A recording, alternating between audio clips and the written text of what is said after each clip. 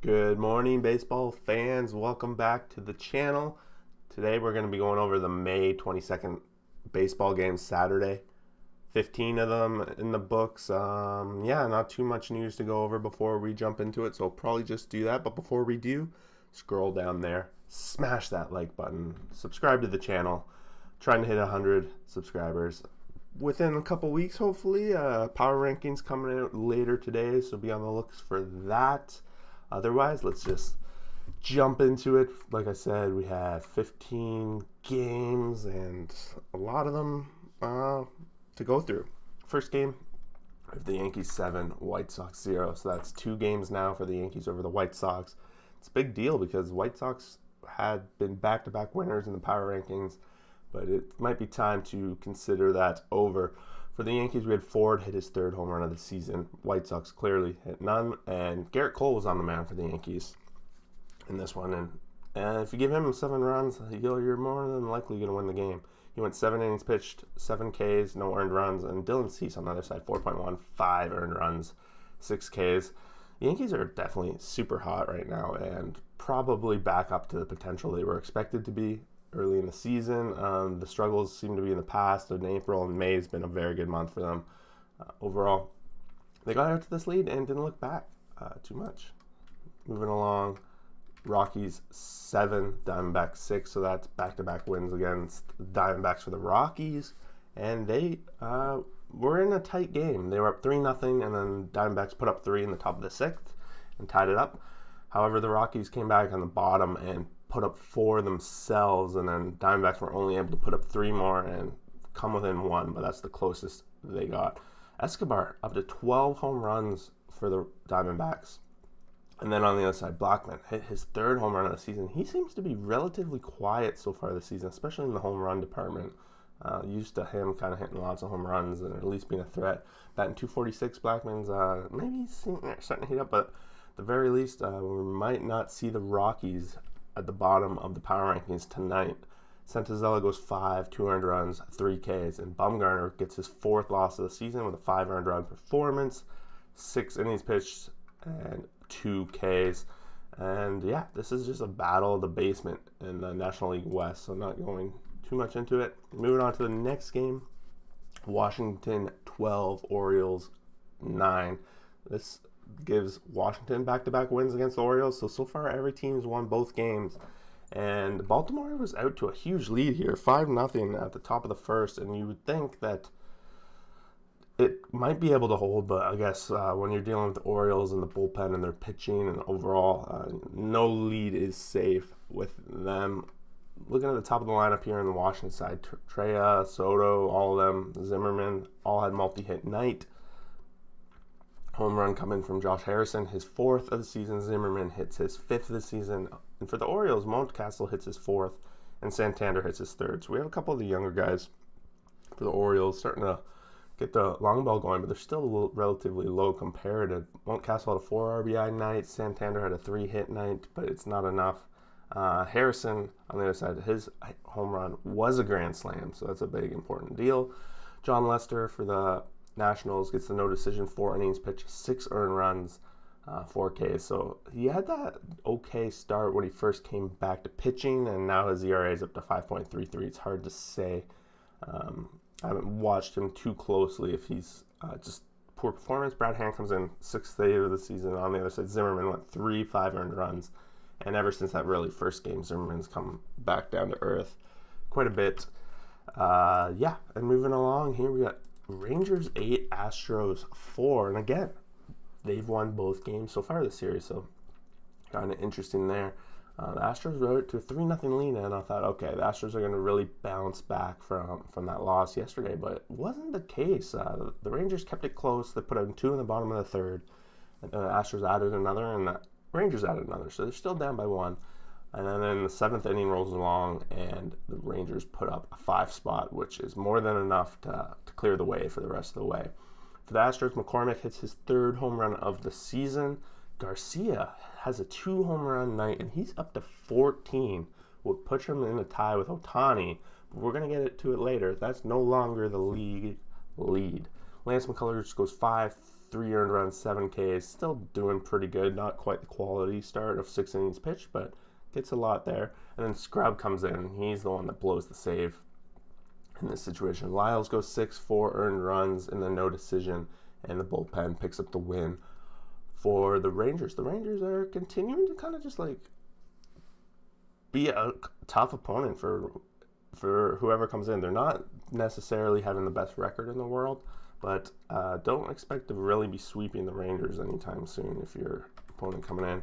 Royals 7, Tigers 5. Royals, this is the first series so far that's a split. So the Royals bounced back with a nice win here. They needed it. Still pretty close to 500. They're not too far out, so they're trying to turn the ship around right at the right time. That's for sure. No home runs for the Royals. All generated runs, but no one really standing out too much. We got Santana had a 2-hit night. Benintendi had a 2-hit night. And then for the Tigers, we had Baddoo, his 6th home run of the season. He's been a little quiet since that hot start. He's batting 9th again down there, but he had a 3-hit performance, and he's up to batting 247. So he's on a little bit of a heater here. Matt Boyd goes 5 innings pitched, 5 earned runs, and maybe the glory season that he's had so far is starting to come back to reality with this 5 earned run performance. He's 3.08 ERA, still amazing ERA on the season. Brady Singer 6.1, 3 earned runs, 6 Ks, gets his 2nd win of the season, and that's just what the Royals need. The Royals need to win this series, so today's going to be a big part of finding out if these Royals can turn it around. Sticking with the American League Central, we'll go to the Indians 5, Twins 3, and Maeda goes 5 innings pitched, 3 earned runs, and Bieber 5.1, 3 earned runs, 6 strikeouts himself. So the past 2 games, Bieber's strikeouts have both been below 8, so that streak has definitely come to an end. Interestingly enough, Maeda, in that they get the no decisions, and comes down to the bullpen. One thing I was reading through is this Fermil Reyes guy. When he's facing Maeda, he was 4 for 4 with 3 home runs when facing him, which is pretty interesting. He hit his 11th of the season off him in the 1st inning. And then Cesar Hernandez had the 10th inning walk-off home run in extras with this one. They had shut Minnesota out in the top of the 10th, and then in the bottom, Cesar Hernandez comes up and gets it done. Miguel Sano gets his 8th of the season for the Minnesota Twins, and really, that's 5 this week alone, so he's on quite the heater himself, but the Twins couldn't get out of it, and they lose this one in extras. Can't get that streak going for them. Braves 6, Pirates 1. This is what we like to see. Braves taking care of the business. They've been having a really rough season, but like I've talked about many times, the National League East is completely wide open. If the Braves can get their pitching together, which against the Pirates so far, they've put up 26 runs and only given up 2. So that's at least it. But again, it is the Pirates, so we can only hold it for so much. Acuña Jr. hits his 15th of the season and puts him in the league lead for home runs, which is pretty amazing considering he's missed at least a handful of games this season with injuries. Ozzy Albies hits 2 himself. He's up to 9 on the season. And for the Pirates, we had Perez hitting his 2nd of the season, which is that solo shot and the only run the Pirates got. Bryce Wilson, 6.2, 1 earned run, probably the best start of the season, at least that I can think of. Normally this guy gets knocked around quite a bit sometimes, and I can't remember a better start for him where he only gave up 1 earned run. Maybe I'm wrong, but Keller on the other side, 5 innings pitched, 5 earned runs, and 2 of them are home runs. The Pirates pitching pretty inconsistent. Sometimes they come out and they're lights out, and other days you get this 5 earned run situation. Not winning a lot of games. Moving on to one of the highlight series of the weekend from Friday, Marlins 3, Mets 1, and this one was a walk-off fashion. The Miami Marlins kept this one close. They had a lead in the 7th, and then they gave it up in the 8th, and kind of questionable strikeout missed call in that ended up being the run, but Cooper comes up in the bottom of the 9th and hits that 2-run home run, which is the difference, and the Marlins walk it off. This series is tied 1-1. A lot of series tied 1-1 after 2 games this weekend. Lucchesi goes 4, 0 earned runs, 8 Ks. A pretty great start for him. potentially his best little start of the season. Kept it short, but that's what they did. 43 pitches, 7.32 ERA he's at. Lopez on the other side, 7 innings pitched, 0 earned runs, 8 Ks, and the Marlins starting rotation has been pretty damn good, and it's definitely kept them in the hunt so far this season.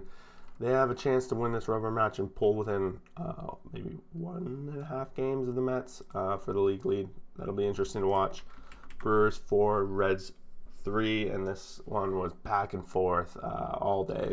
Milwaukee got a quick lead in the third here, and then Cincinnati answered right back with 2 runs of their own. And then in the 6th inning, same story. Milwaukee comes in, gets a lead again, and then Cincinnati answers right back, right away, ties it up. And then Milwaukee comes back in the 7th, and they take the lead, and then they are able to hold it with Hader coming in for his 10th save of the season. Urias hits his 5th home run of the season off Sonny Gray. Sonny Gray had a good performance. Robertson hit his first. On the other side, Heineman hits his first of the season, and Winker hits another home run here. Winker, I should have put him on the front page of Wake Up With Baseball yesterday, but he wasn't quite. I honestly forgot when I was coming up. He had 4 home runs now in 2 games. Sonny Gray goes 6, 300 runs, 8 Ks. A couple walks there, which is always an issue with Sonny Gray. And on the other side, Anderson goes 5, 2 earned runs, 3 Ks. And then the bullpen comes in, blows the save, but then also comes in and gets the real save. And it's a big win for Milwaukee. They're now 1 game away from 500, and they're hoping to turn the ship around. Milwaukee's been a little bit of struggling lately, right? That brings us to Dodgers 6, Giants 2, and Dodgers have won back-to-back games against the Giants, which is significant because now they're, as you can see, are tied with the Giants in the standings. Both 28 and 18 coming into Sunday night here. Power rankings rise. I think it's safe to say that I can still keep the Dodgers ahead of the Giants. They've been able to put up a little bit more offense, and their pitching has been just that little bit better. Scott Kazmir does make a comeback start for the Giants. They call him up, and he's a pretty good feel-good story because I don't think he's pitched since 2017, something like that. Max Muncy hits his 9th home run off of Scott in the 1st inning, and then Barnes hits his 1st home run of the season in the 5th inning. Buster Posey comes in the 8th, hits his 9th of the season. Buster Posey's been amazing for this Giants offense. No one really on the Giants had more than 1 hit, whereas Max Muncy had a 3-hit night, making up pretty much the biggest difference. Walker Buehler goes 7 innings, pitched 1 earned run, 5 Ks, now 3-0 on the season. Casey Jensen comes in for his 11th save, and then Scott Kazmir, he ate up 4 innings with just that 1 home run as the issue. Might have earned himself an opportunity for another shot. At least might not be a start, but like we'll see what they do. But yeah, congratulations to Scott. Welcome back to the big leagues, buddy. That brings us to another one of the clutch series, now 1-1 over the weekend. Cardinals 2, Cubs 1, and this one was, wow, super close game. Both pitchers were pretty lights out. Cubs got out to a 1-0 lead right off the bat, but we're not able to add to that throughout the game at all. St. Louis tied it up late in the 5th, and then in the 7th they put that go-ahead home run. There's an interesting call in this game about a hit that was rolling foul. Pitcher grabbed it, and then the ump called it fair. Allegedly, there's some like angles of that definitely rolled, and you could see the dirt between it, but I haven't been able to find the actual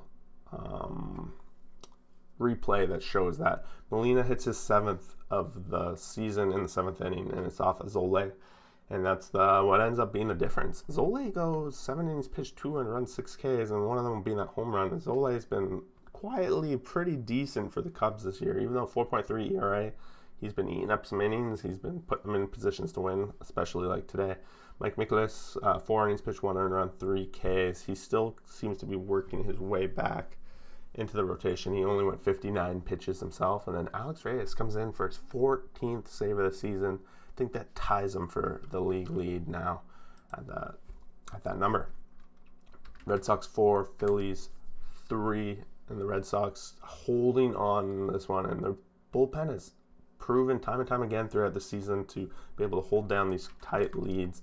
Of course, they're going to blow them from time to time, but more often than not, I find myself looking at their bullpen and be like, they close the door. And this is just another one of those cases. They get up 2-0, and then it's 2-1, and it's 4-1, and it's 4-3, and then they close the door. Barnes gets his 11th save of the season. Home runs, Bogaerts is his 10th, so he's joined the 10 home run club, and Santana hits his 2nd. Whereas for the Phillies, Hoskins hits his 9th. Evaldi hits his 5th win of the season, 5.1, 2 earned runs, 4 Ks. And Howard for the Phillies goes 3 2-earned runs. So he's just like a 68 pitches over 3 innings. Pretty rough. So he couldn't have that much long of a leash. Then you see Ottavino and Barnes. Ottavino getting his 10th hold of the season, striking out the entire side when he's in there. And then Barnes striking out 2 in his appearance. Gives up 1 hit. Phillies had the go-ahead run at the plate, but could not do anything about it. That brings us to Tampa Bay Rays 3, Blue Jays 1. And these two teams, forget the exact number, but it might be 10, it might be 11. The past 10 or 11 games that these teams played have been within 2 runs scored in the final score. And they're keeping that streak alive right now. Jays got out to a quick 1-0 lead, but they couldn't hold it, and they didn't add on to it. Tampa Bay ties it up in the 5th, and then in the 8th they add 1, and in the 9th they add 1. Zunino continues to be the home run leader on the Tampa Bay Rays. He's up to 11 on the season. And the big thing here, McClanahan goes 5, 1 earned run, 4 Ks for a nice performance by him in the no decision. Kittredge comes in, gets the win, and he's now 5-0. And you can see that when he comes in and they take a lead and then he gets the win, Fairbanks, Castillo, they just hold the door shut. And we all know the Rays bullpen's always been a big strength of theirs. On the other side, Ray goes 7 innings pitched, 1 earned run in the no decision, and then we see Castro get the blown game here. And yeah, the Rays have won both games, but there's still 2 more to go with these, so the Jays will need to at least pick up one of them. Next up, Padres 6, Mariners 4, and the Mariners are spiraling down. And I think this brings the Padres win streak to 8. The Padres are definitely on a roll of their own, and it's better time than ever when the 2 other teams are battling each other with the Giants and the Dodgers against each other, trying to make some things. And Padres, no home runs this game, just a bunch of hits for them. Tatis Jr. batting in the cleanup. That's interesting. I didn't notice. He might have been doing that for a while, and I just hadn't noticed. Another 0 for night for Kelenic.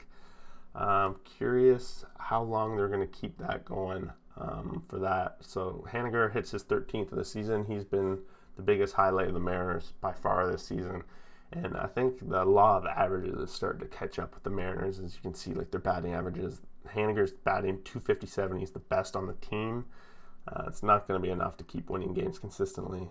Sheffield, 5 innings pitched, 5 earned runs, 3 Ks in the loss. Weathers goes 4, 1 earned run. 1 inning away from that decision. But it seems like they're slowly getting Weathers a couple more innings, up to 67 pitches here. I don't know if he'll ever get past that. But right now, that's where they're at. They bring in Lament later. He's had a couple times where he started, but he bring him in for 3 innings. He had 5 Ks. His ERA, this is just straight up awesome ERA, 1.4. Like all these guys are below 1 in this strategy they got. They seem to have that kind of game sorted out very well. And that brings us to the last game of the night. We got Athletics 6, Angels 2. And it's like watching a tire fire with these Angels. It's so unfortunate because they have so much talent. We have Ohtani here, who would very well on any team that isn't losing as much as them being MVP. He had 2 hits tonight, a double and a triple. But other than that, no one got a hit, basically, except the bottom of the lineup. For the A's, we had Olsen, his 11th home run of the season, Garcia, his 2nd, and Brown, his 7th. So a bunch of home runs. It seems to be a little bit of a common story for the A's lately. They're definitely enjoying the long ball. Laureano has a 3-hit night, and he's a big deal for them. Bassett goes 7.2, 2 earned runs, 8 Ks. So overall, amazing performance for him. And then the Angels Sandoval goes 2 earned runs over 5. He gets the loss, but for an Angels pitcher, Angels starter going 5, getting 2, it's better than what they were used to with seeing with them. So that breaks down the 15 games of the season. Just a quick run through. If you guys have something to add to any of the games, or you watch the game more in depth, like I can't watch all 15 of these. I try to go back and see as much highlights and stuff as that I can, but again, can't watch it all. But let's jump into the injury report. Kevin Biggio's added to the 10-day DL for the Blue Jays, cervical spine. So it's like a neck issue with him. Fernell Reyes, it's just giving him props for how he was dealing with Maeda. He left the game after going 1 for 2. Abdominal sprain, we don't know yet. Miles Mikolas, he left the game, long awaited return to the mound, but appears to be on the mend once again. The starting pitcher attempted warm-up pitches prior to the 5th, but so he left the game at some point there. He's getting an MRI, so that's no good. And then we go to the Twins. We have Nelson Cruz, Polanco, Maeda. Cruz took swings on Saturday, but still has some soreness, so we're not going to see him chasing that 500 home runs anytime soon. Maeda was unable to begin the 6th inning of that game, so he left the game early, and the woes of the Twins just continue to go on. Brian Hayes was sent on a rehab assignment to AAA for the Pirates, and who is on the 60-day injured list with a left wrist sprain, is not eligible to join until June 3rd. So we'll hopefully see Brian Hayes sometime in June, and then we got Robles. I'm not too worried about him, and then the list of the Mets is just continuing to grow and grow. Pete Alonso's on a 10-day DL. Marlins Pereza had to exit in the 5th. And the Mets DeGrom will have one more rehab start before we see DeGrom back in action up at the big leagues here.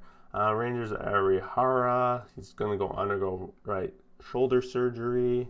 For the Diamondbacks, we got a lot of issues here. Walker, blah, blah, blah. If you want to see some of these, feel free to pause. I'm going to try and hit the main names because there's so many people. Realmuto is on the 10-day injured list. Aaron Hicks, he's going to undergo surgery to repair the tendon in his left wrist, and that's really ouch. So he's going to be gone for a little while. And then Bellinger, both are on a rehab assignment, McKinstry and Bellinger. Bellinger's rehab assignment may be longer because it's a fracture and all that stuff. So yeah, that's a quick injury rundown for what MLB provides me. I know there's tons more injuries, tons more stuff, but those are the updates they gave me. So those are the updates I give you. And yeah, 15 games in the books. Sunday night power rankings tonight. I'm excited for that. You guys always love that video. So we'll see you guys for that. And thanks for watching. And we'll see you again soon.